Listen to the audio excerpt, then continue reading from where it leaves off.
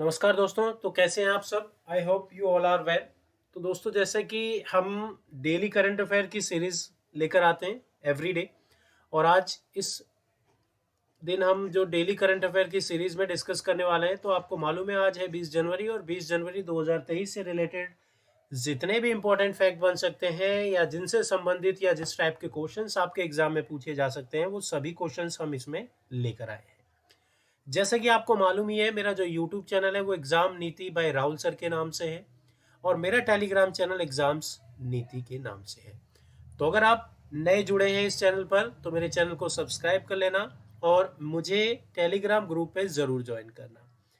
ठीक है फ्रेंड्स, तो बिना किसी देरी के हम लोग स्टार्ट करते हैं हमारी इस वीडियो को। आज के करंट अफेयर में आपका स्वागत है।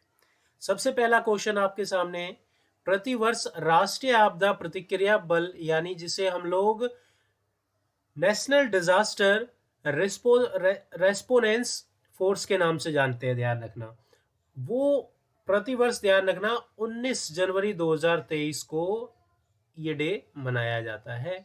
When is the raising day of National Disaster Response Force, that called NDRF? NDRF, ये ध्यान रखना, ये 19 जनवरी को प्रतिवर्ष, ध्यान रखना, आपदा सेवा सर्वदा सर्वत्र के नाम पर, ध्यान रखना, ये आर्मी बनाई गई, जिसके तहत कहीं किसी राज्य में अगर कोई आपदा आती है तो उस वक्त ये एनडीआरएफ की टीम सबसे पहले होती है वहां पे मदद करने वालों की। ठीक है, तो हम जानते हैं थोड़ा सा इससे संबंधित कुछ फैक्ट जो आपके एग्जाम में पूछे जा सकते हैं या जो आपको मालूम होने बहुत जरूरी है। प्रतिवर्ष राष्ट्रीय आपदा दिवस, जैसा कि हम डिस्कस कर चुके हैं, ये 19 जनवरी को मनाया जाता है। इस वर्ष 2023 को एनडीआरएफ का ये कौन सा, तो 18वां स्थापना दिवस मनाया जा रहा है, जिससे हम ये अंदाजा लगा सकते हैं और यह दिन 2006 से, यानी 2006 से हमने इसे मनाना स्टार्ट किया है, जब आधिकारिक तौर पर बचाव बल का गठन किया गया था। तो अगर हम लोग एनडीआरएफ की बात करें तो ऑफिशियली इसे कब स्टैब्लिश किया गया था? 2006 में स्टैब्लिश किया गया था। यह एनडीआरएफ कर्मियों को दृढ़ संकल्प और उपलब्धियों को उजागर करने के लिए यह दिवस मनाया जाता है। यह स्पेशल आपदा में आने वाले जो क्षेत्र होते हैं, उन क्षेत्रों में इन टीमों को खासकर भेजा जाता है, जो कि आपदा में कैसे उन व्यक्तियों को बचाया जाए, उनसे ये वेल ट्रेंड होते हैं। तो आपको बस इतना याद रखना है, एनडीआरएफ डे, या ध्यान रखना, अगर हम लोग बात करें राष्ट्रीय आपदा प्रतिक्रिया बल दिवस जो है ये कब मनाया जाता है, तो ये ध्यान रखना, प्रतिवर्ष 19 जनवरी को यह दिवस सेलिब्रेट किया जाता है। एनडीआरएफ कब स्टैब्लिश हुआ था? तो 2006 में। इस बार कौन सा? तो 18वां स्थापना दिवस मनाया जा रहा है। हाल ही में किस बैंक ने किसान पुष्कर योजना के तहत गरुड़ एरोस्पेस के साथ भागीदारी की है? तो वह बैंक है यूनियन बैंक ऑफ इंडिया। अगर हम यूनियन बैंक ऑफ इंडिया की बात करें तो दोस्तों ये एक गवर्नमेंट बैंक है, ये एक गवर्नमेंट बैंक है। और आपको मालूम होगा जो यूनियन बैंक ऑफ इंडिया है, इसमें दो बैंक अभी हाल ही में मर्ज हुए हैं। तो मेरे जितने भी स्टूडेंट हैं उनको मालूम होगा।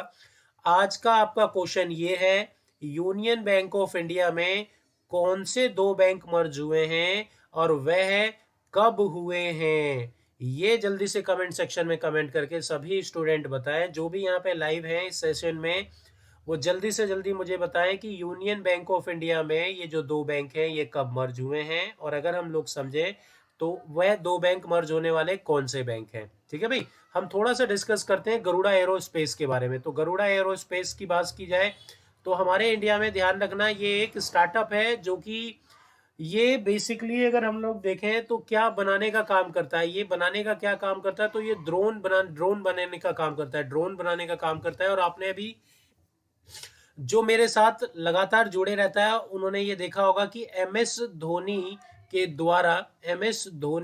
द्वारा हाल ही में एक ड्रोन सिस्टम लॉन्च किया गया था, जिसको उन्होंने क्या नाम दिया था? ड्रोनी। जिसको उन्होंने क्या नाम दिया था? ड्रोनी।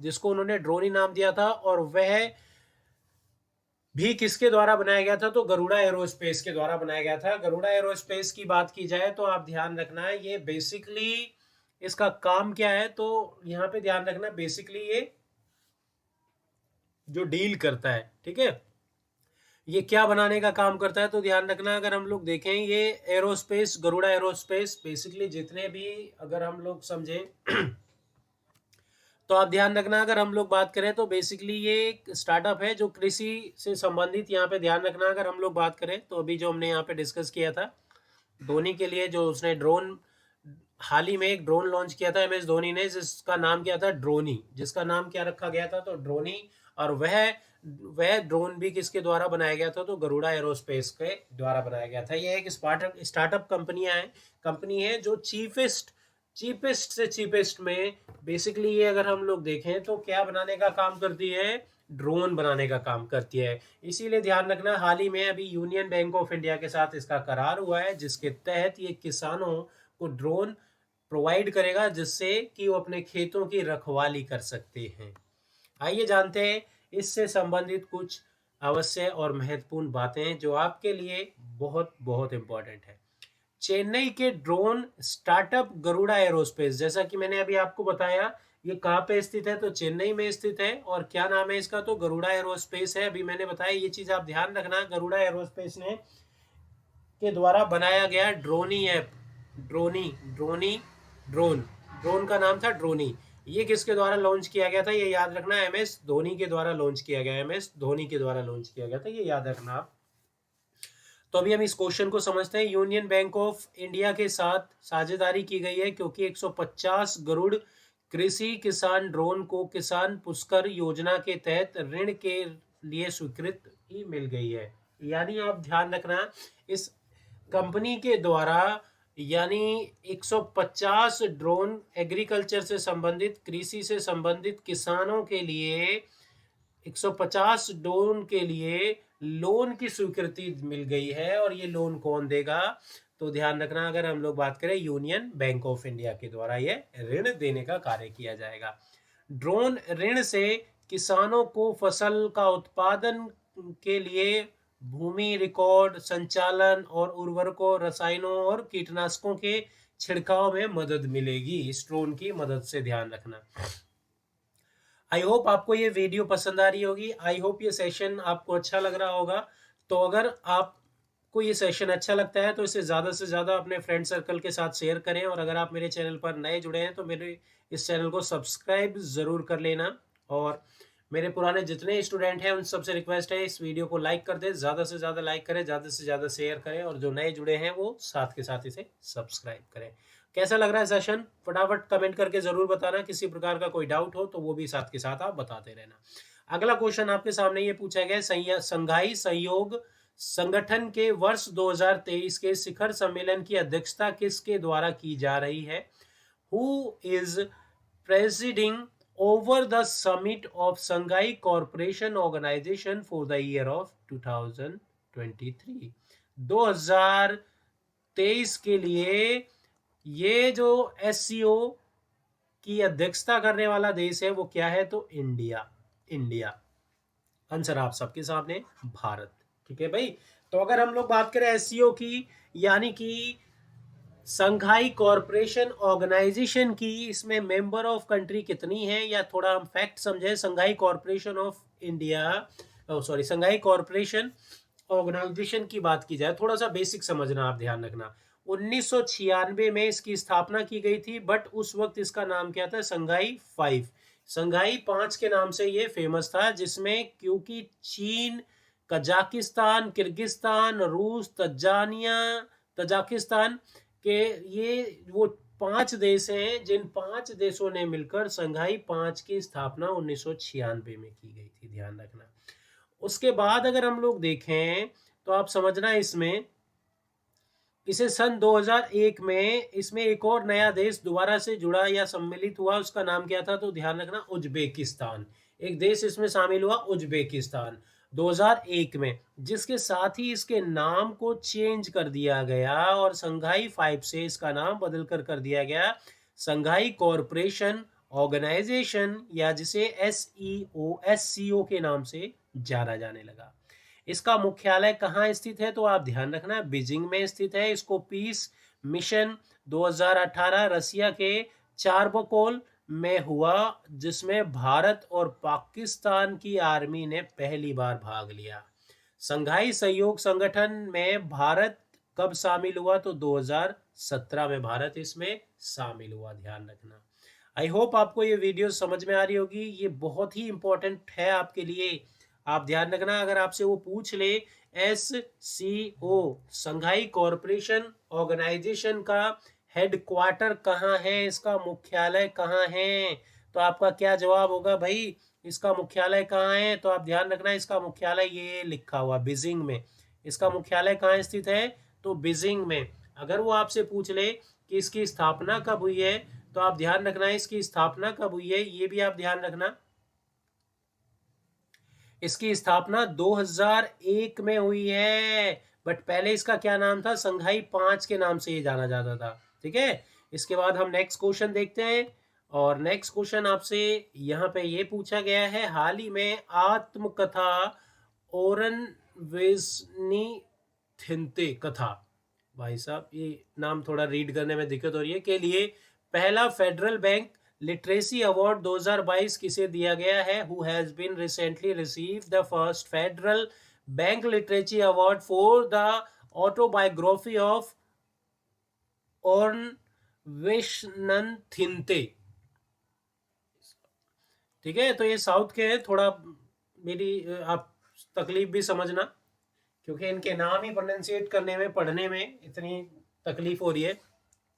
तो आप ध्यान रखना ये कौन थे, इनका नाम क्या? तो के वेणु, के वेणु, के वेणु। ठीक है भाई, तो अगर हम लोग हाल ही में आत्मकथा के लिए इस के वेणु को पहला फेडरल बैंक लिटरेसी अवार्ड 2022 से सम्मानित किया गया है। ये व्यक्ति आपके सामने यहाँ इमेज में नजर आ रहे होंगे, ध्यान रखना। और हम जानते हैं इनसे संबंधित कुछ अति महत्वपूर्ण बातें। प्रसिद्ध लेखक वेणु ने पहला फेडरल बैंक लिटरेसी अवार्ड 2022 जीत लिया है। 15 जनवरी को के वेणु को उनकी आत्मकथा ओरन वेशन थिंते कथा के लिए पुरस्कार दिया गया है, उनकी खुद की आत्मकथा, उनकी आत्मकथा के लिए। ठीक है, चल रहे केरल के साहित्य महोत्सव के हिस्से के रूप में आयोजित एक समारोह में उसे फेडरल बैंक के अध्यक्ष और स्वतंत्र निदेशक बाल गोपाल चंद्रशेखर से पुरस्कार मिला। बाल गोपाल चंद्रशेखर ने यह पुरस्कार किसको दिया? तो के वेणु को। उनकी हाल ही में लिखी आत्मकथा ओरन वैष्णव थिंते कथा के लिए यह पुरस्कार उसे मिला है। यह पहला अवार्ड है फेडरल बैंक लिटरेसी अवार्ड का, जो कि 2022 में दिया गया है। साहब अगला क्वेश्चन आपसे यहाँ पे ध्यान रखना जो पूछा जा रहा है, हाल ही में कौन सा देश भारत का चौथा सबसे बड़ा व्यापारिक भागीदार बन गया है? हाल ही में रूस जो है वो भारत का चौथा सबसे बड़ा भागीदार बन गया है व्यापार में। पहले से ही अगर हम लोग बात करें तो USA, चाइना, UAE और अब रसिया। तो आप ध्यान रखना, अगर हम लोग बात करें हाल ही में कौन सा देश भारत का चौथा सबसे बड़ा व्यापारिक भागीदार बन गया है, तो अब बन गया है रूस। रूस जिसके साथ हम कच्चा तेल निर्यात कर रहे हैं। तो हम जानते हैं थोड़ा सा फैक्ट, रूस भारत का चौथा सबसे बड़ा व्यापारिक भागीदार बन गया है। अप्रैल और दिसंबर की अवधि के दौरान रूस से आयात 5 गुना बढ़ गया है, जो कि 32.9 अरब डॉलर हो गया है। रूस से भारत आयात में कच्चे तेल और उर्वरक, दो प्रमुख योगानकर्ता को खरीद रहा है, जिसके तहत ध्यान रखना ये व्यापार इतनी तेजी से बढ़ता जा रहा है कि अब ये चौथा सबसे बड़ा देश बन गया है रूस, जो भारत के साथ व्यापार कर रहा है। ठीक है भाई, नेक्स्ट क्वेश्चन जो हम लोग समझने वाले हैं, ये क्वेश्चन तो आप सबको मालूम होगा। हाल ही में वनडे में दोहरा शतक लगाने वाले सबसे कम उम्र के खिलाड़ी कौन बने हैं? तो यहाँ पे आप ध्यान रखना, ईशांत शर्मा, इसका आंसर मत दे दीजिएगा। ये याद रखना, बहुत ध्यान से याद रखना, क्योंकि आपको मालूम है अभी दो लोगों ने ईशान किशन है, सॉरी ईशांत शर्मा बोल दिया मैंने। तो आप ध्यान रखना, अभी ईशान किशन की बात की जाए तो आपने देखा कि ईशान किशन के द्वारा भी डबल सेंचुरी मारी गई थी। और अब शुभमन गिल ने भी डबल सेंचुरी मार दी है। बट ध्यान रखना, सबसे कम उम्र में दोहरा शतक लगाने वाले क्रिकेटर कौन बन गए हैं? शुभमन गिल दोहरा शतक लगाने वाले। कितने भारतीय हैं जो दोहरा शतक लगा चुके हैं? तो सबसे पहले सचिन तेंदुलकर, सचिन तेंदुलकर। दूसरे नंबर पे ध्यान रखना, अगर हम लोग बात करें सहवाग। तीसरे नंबर पे अगर हम लोग बात करें रोहित शर्मा। चौथे नंबर पे कौन थे? तो चौथे नंबर पे थे ईशान किशन। और पांचवें भारतीय कौन बन गए हैं? शुभमन गिल। तो आप ध्यान रखना, कुल मिला जुला के 5 भारतीय हैं जिनके द्वारा दोहरा शतक लगाया गया है।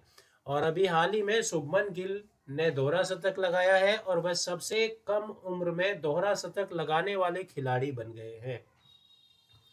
आइए जानते हैं कुछ important fact. Shubman Gill one day में दोहरा शतक लगाने वाले सबसे कम उम्र के खिलाड़ी बन गए। ये तो अभी हमने डिस्कस कर लिया। 18 जनवरी को भारत के दाएं हाथ के सलामी बल्लेबाज शुभमन गिल ने हैदराबाद के राजीव गांधी अंतर्राष्ट्रीय स्टेडियम में न्यूजीलैंड के खिलाफ वनडे में शानदार प्रदर्शन करते हुए दोहरा शतक बनाया है। और वह हमारे देश के यानी भारत के अगर हम लोग बात करें तो 5वें भारतीय बन गए हैं जिन्होंने दोहरा शतक लगाया है। और सबसे कम उम्र में दोहरा शतक लगाने वाले क्रिकेटर भी बन गए हैं। शुभमन गिल ने अपनी पारी के दौरान 149 गेंदों में 19 चौकों और 9 छक्कों की मदद से 208 रन बनाए हैं। 208 रन, जिसमें 19 चौके और 9 छक्के जड़े थे इन्होंने। ध्यान रखना अगर हम लोग बात करें, ठीक है भाई। और वहीं अगर हम लोग बात करें तो आप समझना, जो शुभमन गिल की बात करें तो उन्होंने जो डबल सेंचुरी बनाई थी वो आई थिंक 131 बॉल में बनाई थी। ध्यान रखना, तो आप ध्यान रखना सबसे कम बॉल में सेंचुरी लगाने वाले प्लेयर कौन है, डबल सेंचुरी लगाने वाले प्लेयर कौन है? तो ईशान किशन। और सबसे कम आयु में डबल सेंचुरी लगाने वाले प्लेयर कौन है? तो शुभमन गिल। तो कैसा लग रहा है आपको ये मेरा फैक्ट? अगर आपको ये फैक्ट पसंद आता है, मेरे क्वेश्चंस पसंद आते हैं, मेरे एक्सप्लेन करने का तरीका पसंद आता है, तो मैं आपसे बस इतनी ही रिक्वेस्ट कर रहा हूँ कि अगर आप इस चैनल को ज़्यादा से ज़्यादा अपने फ्रेंड सर्कल के साथ शेयर कीजिएगा। और जाने से पहले इसको वीडियो को लाइक ज़रूर कर दीजिएगा। और अगर आपने अब तक मेरे चैनल को सब्सक्राइब नहीं किया है तो चैनल को सब्सक्राइब भी कर लीजिएगा, सब्सक्राइब भी कर लीजिएगा। ब्रांड फाइनेंस की वैश्विक आईटी ब्रांड सूची 2023 के अनुसार भारत की कौन सी आईटी कंपनी को विशेष शीर्ष 3 में स्थान दिया गया है? Which Indian IT company has been ranked among the top 3 as per brand financial global IT brand list. ठीक है, तो आप ध्यान रखना, टीसीएस वो कंपनी कौन सी है? TCS and Infosys. ठीक है, यूके स्थित कंसल्टेंसी ब्रांड फाइनेंस द्वारा वर्ष 2023 के लिए अगर हम लोग बात करें तो बेसिकली आप ध्यान रखना, वर्ष 2023 के लिए ये तैयारी की गई। इस रैंकिंग में टीसीएस और इन्फोसिस दूसरे और तीसरे सर्वाधिक मूल्यांकन ब्रांड हुए हैं, जबकि उसमें 2% तक का इजाफा हुआ है। तो ध्यान रखना, इसमें पहले नंबर पे कौन से हैं? तो एसेंचर की बात करें, लगातार 5वें वर्ष शीर्ष पायदान पर ये रहा है। एसेंचर आईटी इंडस्ट्री में ध्यान रखना 5 साल में वो 5 साल लगातार पहले पायदान पे, ध्यान रखना। और 100 में से 27.8 बॉन्ड स्टॉक इंडेक्स स्कोर के तहत SAAA ब्रांड रेटिंग में के साथ रैंकिंग में सबसे मजबूत रहा है। तो आप ध्यान रखना सबसे ऊपर कौन सा है, टॉप 1 में कौन सा है? तो एसेंचर। और 2 और 3 पे कौन सी कंपनी है? तो आप ध्यान रखना 2 और 3 पे टीसीएस और इन्फोसिस। आई होप आपको ये वीडियो पसंद आई होगी। आई होप ये जो मैंने आपको सेशन यहाँ पे डिस्कस करके दिखाया, इसमें जो मैंने एक्सप्लेनेशन किया वो एक्सप्लेनेशन आपको समझ में आई होगी। तो एक बार फिर से आपसे रिक्वेस्ट है कि चैनल को शेयर कर दीजिएगा अपने सभी फ्रेंड सर्कल में और इसको सब्सक्राइब कर लेना। और आप मेरे को टेलीग्राम पे भी ज्वाइन कर सकते हैं, जो कि एग्जाम्स नीति के नाम से है, एग्जाम्स नीति के नाम से है। ओके फ्रेंड्स, तो ये था आज का सेशन। आज के इस सेशन को यहीं पे समाप्त करते हैं। कल हम नए करंट अफेयर की सीरीज के साथ स्टार्ट होंगे। बाय बाय फ्रेंड्स, मिलते हैं बहुत जल्दी आपसे अगली वीडियो में।